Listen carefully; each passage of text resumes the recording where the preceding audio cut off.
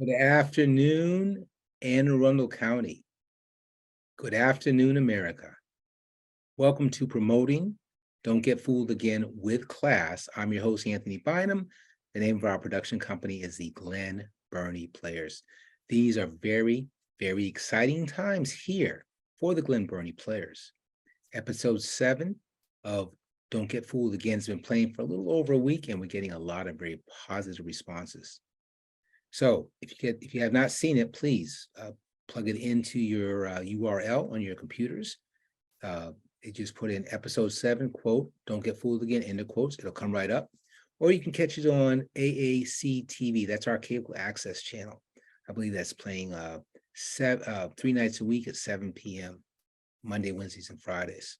Also, you can catch it Tuesday at 10 a.m. and Saturdays at 10 a.m. Okay. So, as far as this show is concerned, first of all, we want to give credit where credit's due. 2 sources that we use for this week's show. We always look at Wikipedia, and they were, again, very, very helpful. But this time, we also did some research with The Guardian. That's a British, more of a journal, I guess you would call it, newspaper journal. And it's well done. It's well written. It's well written. So, as far as individuals who I admire, here's the question. Here's the question. Who can take a sunrise, sprinkle it with dew, cover it with chocolate, and a miracle or two? The Candyman. Yes, the Candyman. We're talking about Sammy Davis Jr., the man known for many, many years as the world's most exciting entertainer. So let's take a look at the fundamentals.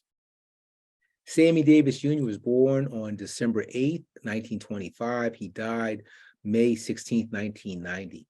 He was born into the entertainment world, in fact. His father, Sammy Davis Sr., was a tap dancer and a stage performer. His mother, Elvira Sanchez, was also a performer. So it was in his genes. I mean, it was in his genes. His godfather was Will Maston. Talk about excitement. Talk about excitement. So from an early age, this guy is singing and dancing, and he's making people happy. As a matter of fact, at age 7, he performed with Ethel Waters, a great, great singer for her time and of all time. As a matter of fact, I believe Ethel Waters was in the Cabin in the Sky. I think she was in that. I haven't seen it for a while, but so he's performing. Life is great, and then something happens that affects everyone of that day. It was World War II. Sammy Davis Jr. was drafted. And these were actually hard times for him because he had been sheltered from bigotry and racism and the like, but he couldn't really be sheltered in the Army, and he had a hard time. He got into a lot of fights. And Sammy Davis Jr. was not a big man. I don't know, 5'1", 5'2". He just wasn't a big guy. He got into a lot of fights. In fact, I read where his nose was permanently flattened from all the fights. But they eventually got him into the entertainment unit, and things changed. And that was good for him and good for all of us if we really think about it. So the war ends. Sammy Davis goes right back to working. He's working. He loves working. 45, 46, 50, 51, 52, somewhere in the late 50s, he meets some other guys. I don't exactly know how he met them, but one of them was the most popular singer in the world. His name was Frank Sinatra, all blue eyes. But there are a couple other guys too. Dean Martin, Joey Bishop, Peter Lawford, who just happened to be the brother-in-law of the future president of the United States. So they're doing this sketch comedy, they're singing, they're dancing, they're telling jokes. They love to tell jokes. Doing Vegas. I mean, he's the big time. This is the big time, you know? And they tried these different names, but nothing seemed to stick. Then one night, they probably came back from a night of carousing, and a young Angie Dickerson, who made a name for herself many years ago, very attractive woman. She said, she saw the guys, she said, "You guys look like a rat pack." And it stuck. It stuck. All of a sudden, they build themselves the Rat Pack. For years and years and years, Sammy Davis was the only one. He was the only person of color in the big time, the only one. Everyone knew who Sammy Davis Jr. was. In fact, my freshman year of college, when I took intro into mass media with Professor Lottie Knight, she would always ask a question on the test. Always ask a question on this test. The same question: who's the world's greatest entertainer? I pity the fool who got that one wrong. That was like 10 points. Yes, he made quite a mark. There's more to the story, but we're going to keep it on the positive side because it was an incredible legacy. Incredible legacy. Okay. Oh, I was supposed to show you a picture. I think we can still do that. We can still do that. One moment.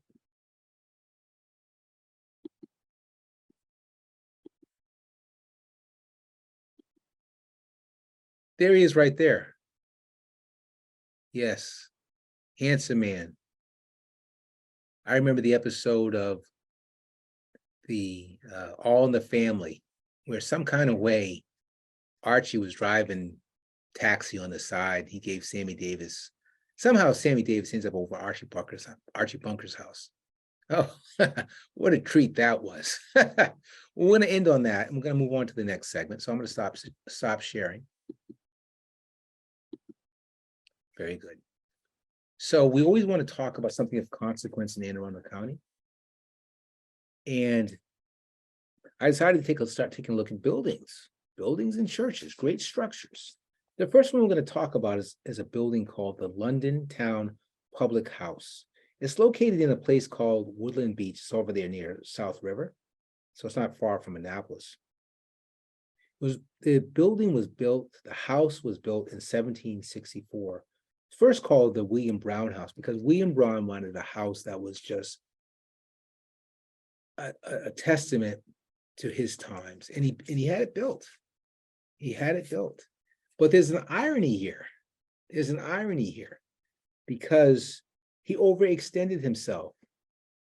So the house reverted back to James Dick, who lent him most of the money. It's interesting too, because by 60 so years later, 1828, the house became the county alms house. So it became a place for the poor to live, people who did not have any means to live. That's where they lived. And a matter of fact, to stay that way from 1828 to 1965. From there, I believe the county may have taken over the house. And at some point, it became registered as a landmark by 1970. So that's quite a story. It's really quite a story of a vision and how those things can turn and twist, because you never know. So before we get to poem or speech, I do have an announcement to make. The John Wesley Methodist Church, rather, the women of John Wesley are going to hold a paint party on July 22nd, about 12 p.m. to 4 p.m. Donations are $35. So I wasn't quite clear on what a paint party was. So I had to ask my wife, because are they painting the church? Is that's something, what's going on here, right? So what a paint party is, it's a social gathering where after you make your donation, you come and you're given brushes and a canvas to do your thing. Perhaps in a different setting. Well, there'll be refreshments served, and perhaps in a different setting, there might be different types of refreshments served. But in either case, if you're interested, you can always show up that day and just make the donation then, or you can call 410-766-6981. But the most important thing is it's on July 22nd, 12 p.m. Okay, very good. So poem speeches. This week, we got this one from the volume. We're going to go back, what, I think 80 years, somewhere in there. The great country of France was overrun by, up to that time, the world's greatest war machine. After turning east, they came back west. And they just devastated France. And they, took over the country. Yes, that's exactly what happened. But there was a leader who would emerge from France, who would give a speech to say, hey, as bad as it looks, it's not over. That person was General Charles de Gaulle. The speech he gave was June 18th, 1940 on the BBC. And I'm going to read some of it to you. The leaders who for many years past have been at the head of the French armed forces have set up a government. Alleging the defeat of our armies, this government has entertained into negotiations with the enemy with a view of bringing about a cessation of hostilities. It is quite true that we were and still are overwhelmed by the enemy's mechanized forces, both on the ground and in the air. It was the tanks, the planes, and the tactics of the Germans, far more than the fact that we were outnumbered, that forced our armies to retreat. It was the German tanks, planes, and tactics which provided the element of surprise, which brought our leaders to this present plight. But has the last word been said? Must we abandon all hope? Is our defeat final?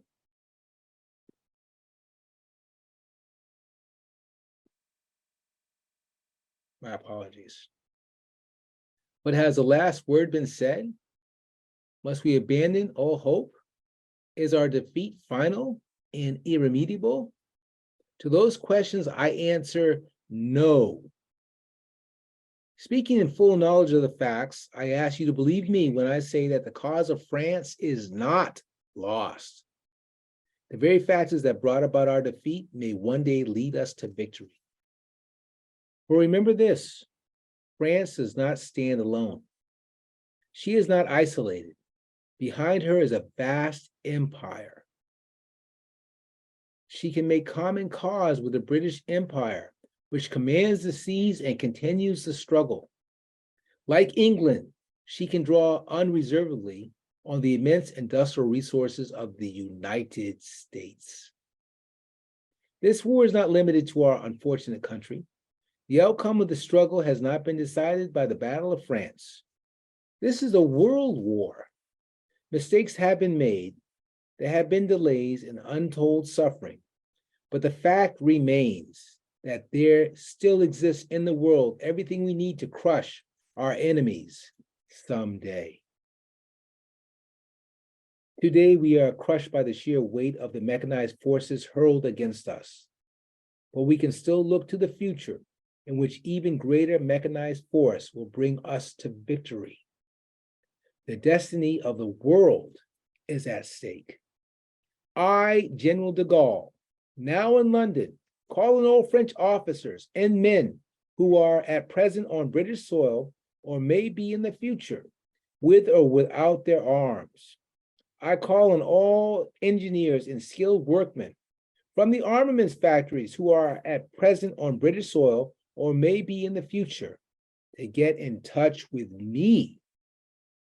Whatever happens, the flame of French resistance must not and shall not die. Tomorrow, I will broadcast again from London. This was the beginning, the counterpunch. He had to rally a defeated people, and he did so, and history bore him out. In fact, de Gaulle was actually the leader of France for many, many, many years. He helped to bring them back to self-esteem. That was a great speech. That was a great speech. So, to recap, Episode 7, Don't Get Fooled Again. Catch it if you can. Catch it if you can. You're going to enjoy it. We had a lot of fun with that episode. We really did. So for everyone here at the Glen Burnie Players, this is Anthony Bynum for promoting Don't Get Fooled Again with class. Bye-bye.